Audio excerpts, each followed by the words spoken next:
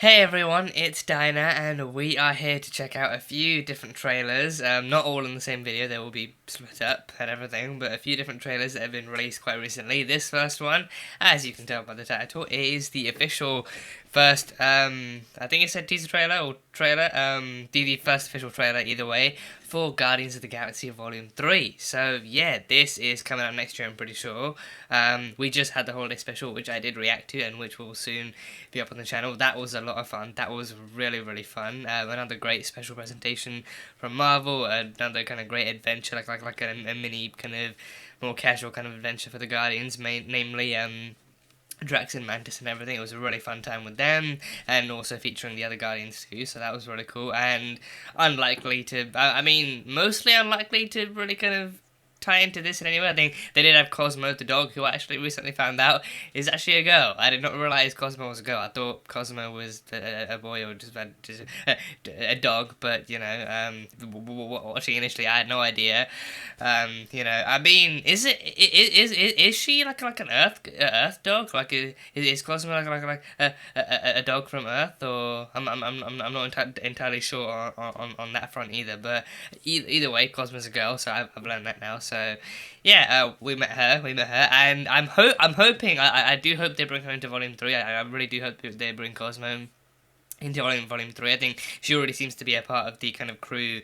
Like, either way, I think the crew pretty much treated her as like an actual general member. I think she was hanging around with Rocket and Groot towards the end as well, like it being like an actual Christmas holiday special. She was helping them kind of set Noah up to be decorated for Christmas, and even at the end, like the post-credit scene with Rocket and Cosmo dressing the older Groot up as a Christmas tree was a really nice touch too, so that was cool. Still not feeling the best, so there will be probably profuse kind of, coughing and stuff in this video. We'll do my best to edit it out as per usual, but, for whatever does make it through, I apologise. So,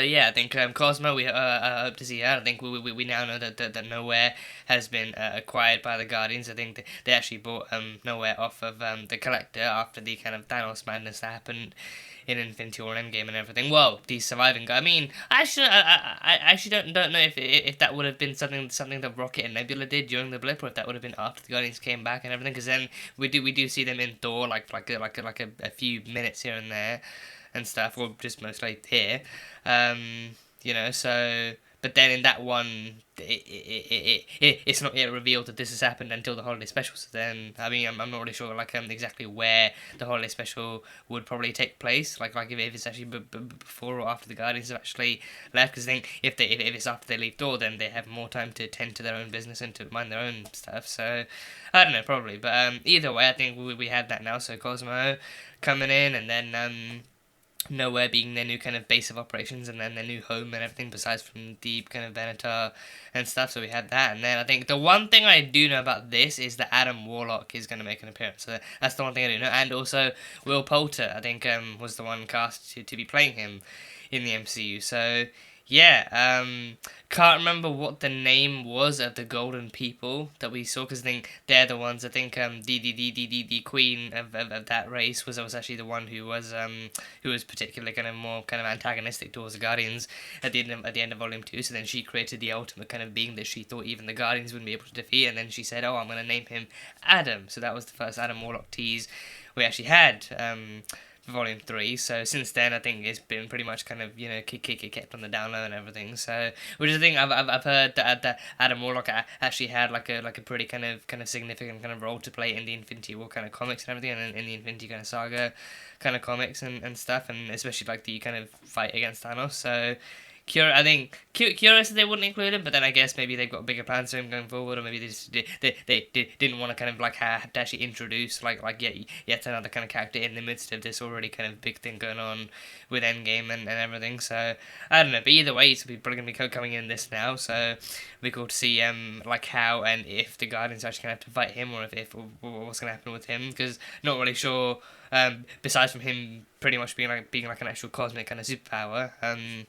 Not really sure exactly what his kind of actual story is from the comics, like if he's a hero or an anti-hero or some kind of like a neutral kind of cosmic kind of being or something. So it'll be cool to see how he actually gets pulled off and everything in this. So yeah, that is pretty much the extent of my knowledge. I think this is actually meant to be like a much heavier kind of this being the end of their trilogy, this being Volume 3, the actual end of the Guardians trilogy and everything. I think it's said to be a much heavier movie than the others, and probably gonna have to be prepared to kind of see this kind of tie a whole bunch of knots and everything.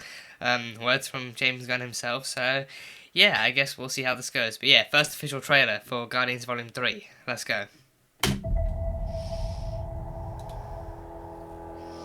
We were gone. Ooh, they got comic costumes. I think those are like comic Guardians costumes. What happens next? Yeah. Damn, just really landing on houses. Guardians. Damn. Hello. They got the costumes.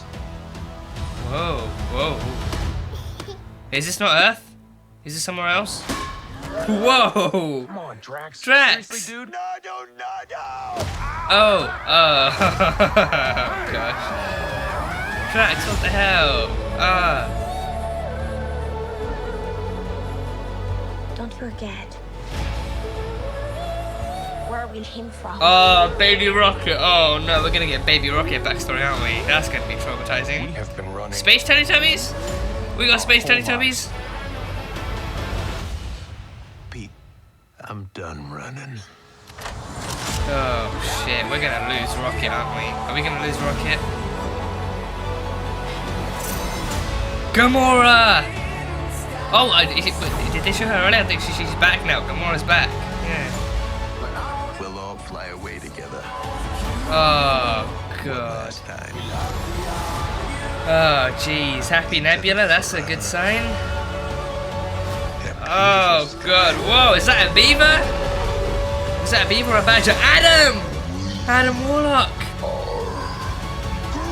Oh, we're getting another We Are Groot.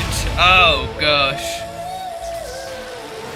Oh, this is gonna be a heartbreaker and a heart shaker, isn't it? Who gets in our way? No, not kill anyone. Kill a few people. Kill one guy, one stupid guy who no one loves.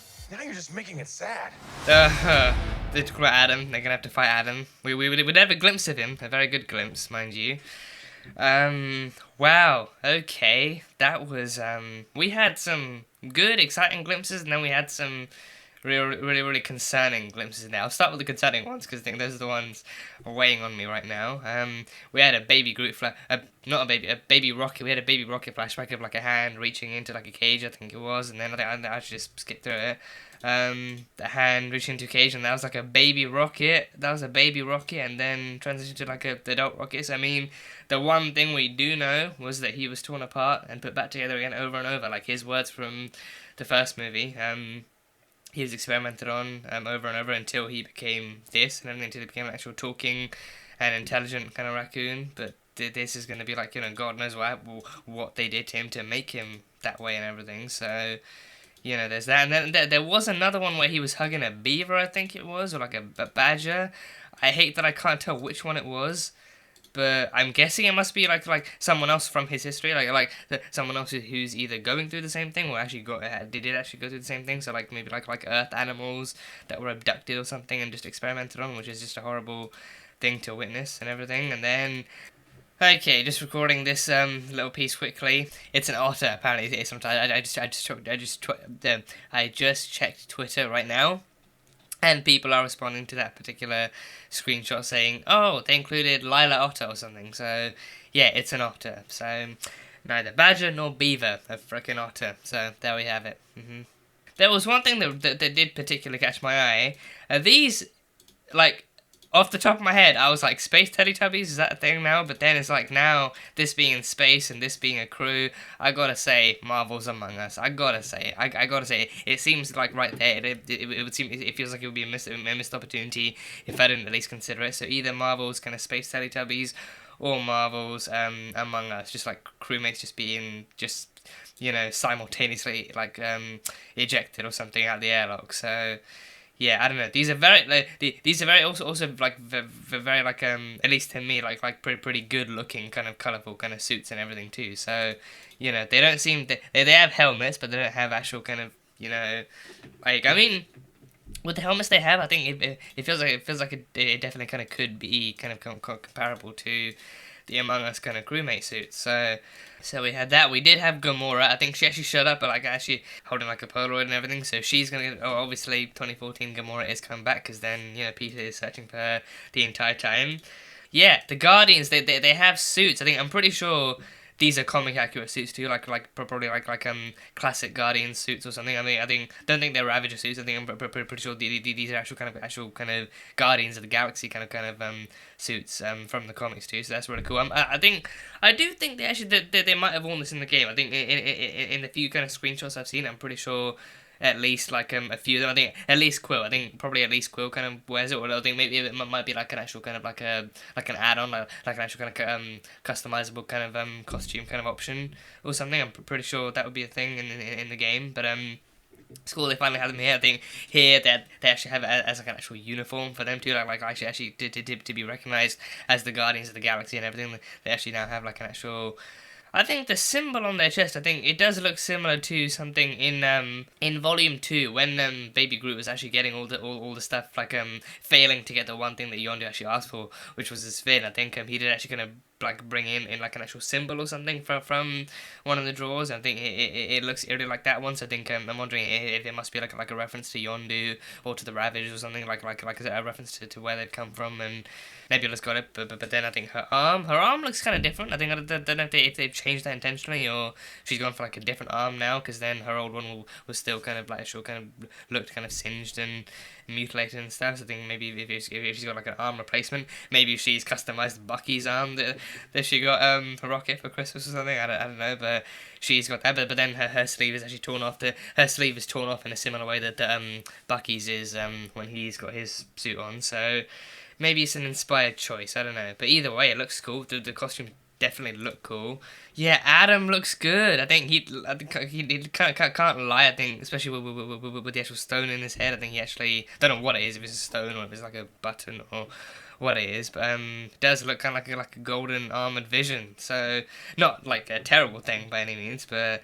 Yeah, I mean, compared to Vision, I think Adam actually does seem to be like a lot more human compared to Vision. Like with Vision, he's he's actually like an android. So then they actually actively made poor Bethany, even with CGI and with practicals too. They actually made him look like less and less human and more android. But with this one, I think he has like an armored suit, and he has the little kind of thing in his forehead, but then like his actual face and everything looks painted kind of like a bronzy kind of color, and he's even kept his hair too and stuff. So but he looks really cool. He looks super cool. So it'll be interesting to see him here. I think he's fighting Nebula here too, so it's gonna be the guy. It's meant to be that Adam was literally created and designed to actually kind of fight the Guardians on behalf of the kind of Golden people from Volume 2. So can't figure out exactly how much of an antagonist he might be, like if he actually might start out against them but then join their side, or if he actually might kind of abandon the mission at some point, or what's going to happen. Again, not really kind of all too familiar with this character, I think, because they only read about him at one point, I think, during the Infinity War kind of comics, but then even that was years ago, so I've kind of somewhat forgotten what those details were. So Cosmo's there. I saw her. Cosmo is there. Yeah, she's there. Okay, that's good. We get one last We Are Groot. We get one last We Are Groot with a Groot that's almost as tall, not nearly as old, but almost as tall as the original Groot we had. So one last We Are Groot. So I mean, again, this movie's gonna be heartbreak. So yeah, seems like it's going to be a roller coaster ride. It seems like it's going to be like a pretty kind of epic and emotional kind of part 3 for the Guardians. I say part 3, at least like the part 3 of what is essentially like a trilogy and stuff. So yeah, I mean, I'm also kind of like all the more curious as to like I mean, I want to avoid thinking too far ahead, but then for that reason too, I think I kind of do like wonder/hope if they'll maybe kind of leave the Guardians to rest after this one, maybe, because then because not only will this movie be what it is, but then it's also going to be like the culmination of like a journey of people getting to know and actually kind of coming to love this crew of Guardians and their stories and everything. And I think in that sense, I think that this movie actually might have to wrap up and actually kind of contain like a whole lot in that regard too. So hopefully it'll be kind of paced well and actually kind of actually kind of like contain enough and contain the right amounts of things and the right types of things. But then like this being the conclusion to the crew that we know and that we've come to know and love, I think it'll probably kind of be better to actually kind of like the like in a sense like the same way that they're doing it with the Avengers too, like actually kind of giving us like a few years at least, and then until they actually kind of touch the Avengers again. Maybe save the Guardians stuff. I think like if they did like an actual Ravagers kind of spin-off or something with the Ravagers crew that we saw at the end of Volume 2, I wouldn't hate that.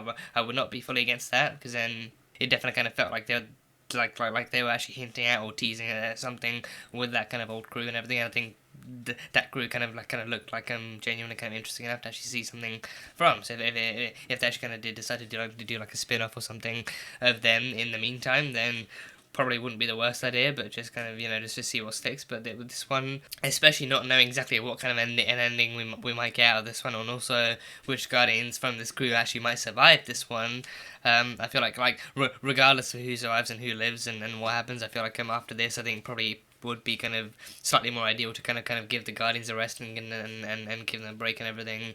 This looks like it's going to be a big deal. It looks like it's going to be a big deal, and it looks like it's going to, bring the Guardians kind of journey to a very kind of emotional kind of standpoint, and it's gonna kind of definitely feel like an actual kind of like because the thing I feel like all in all I think the Guardians are probably, especially like in the larger kind of more cinematic MCU, I feel like they're one of the few teams that actually does feel like an actual family, and family has been like, to me at least, I think for like and I think, but even story-wise too, I think family seems to have been like a larger kind of thing for the Guardians than it has been for the Avengers. I feel like for the Avengers, it's like they've performed so much more as a team than they have as a family. But then with the Guardians, they've actually kind of had the whole kind of found family aspect, and the whole kind of like a people with like darker and more kind of mysterious past coming together to actually serve a greater purpose kind of thing going for them. But then at the same time, at their core, family kind of has been explored kind of so much more and everything. So because that, I think it's going to be like an all the more kind of like heart kind of string pulling kind of Volume 3 that we that we can really look forward to and ask for a Part 3. So yeah, it'll be interesting to see exactly how all the pieces come together and how all the people come together and exactly what kind of story this gives us and everything, and what kind of a Part 3 this gives us, and how this kind of puts an end to the trilogy and stuff. So I guess in time we'll see. But yeah, for now those are all my thoughts on this official trailer. I would have more, but I really just can't really kind of don't feel well enough to really kind of think too much farther into this, and I guess maybe kind of keep myself from thinking too much and spoiling any kind of details that actually might come up in the movie. So yeah, that was still a great first trailer, and still really can't wait to see what the movie holds for us next year when it comes out and everything. So yeah, those are my thoughts for Guardians of the Galaxy Volume 3. So thank you guys, as always, so much for being here and for watching this video. If you guys enjoyed it, then feel free to leave a like and comment on what you thought of the trailer and what you're looking forward to in the movie and what your theories are and what you think this kind of this ending for the trilogy is going to be like and everything. And yeah, that is pretty much it. So until next time, bye bye for now.